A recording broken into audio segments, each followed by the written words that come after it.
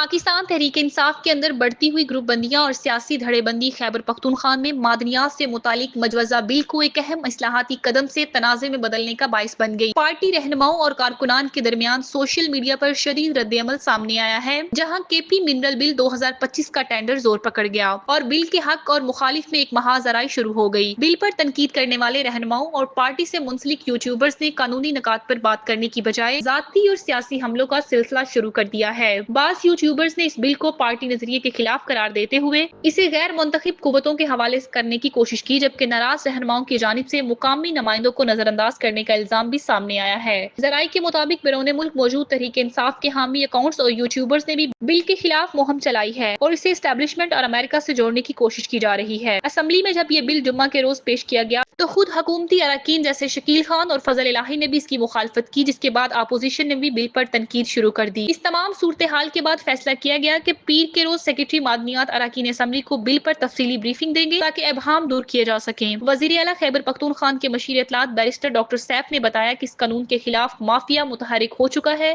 جو کہ وزیر اعلیٰ کے اصلاحاتی ایجنڈے کو سبتوز کرنا چاہتا ہے۔ ان کا کہنا ہے کہ حکومت کسی مافیا کے آگے جھکنے کا ارادہ نہیں رکھتی۔ وزیر اعلیٰ علی امین گنڈاپور نے بل کے خلاف اعتراضات کو بدنیتی پر مبنی قرار دیتے ہوئے کہا کہ یہ قانون صوبے کے معدنی وسائل کو بہتر طریقے سے استعمال کرنے اور معیشت کو ترقی دینے کے لیے لایا گیا ہے۔ ان کا کہنا ہے کہ اگر کسی کو اس سے اختلاف ہے تو وہ ان کی ذات پر تنقید کرے مگر جھوٹا پروپیگنڈا نہ پھیلائیں۔ دوسری جانب اڈیالہ جیل میں عمران خان سے ملاقات کے بعد ایک پارٹی رہنما نے بتایا کہ عمران خان نے واضح کہا ہے کہ انہوں نے اسد قیصر، عاطف خان اور شہرام تراکی کو کالسٹی قرار نہیں دیا۔ پارٹی رہنماؤں کو الزام تراشی سے گریز کرنے کی ہدایت کی ہے اور متنازع بیانات دینے والوں کے خلاف کارروائی کی جائے گی۔ عمران خان نے اس موقع پر کہا کہ بشرا بی بی پوری بہادری سے حالات کا سامنا کر رہی ہیں اور انہیں کسی قسم کی کوئی پریشانی نہیں ہے۔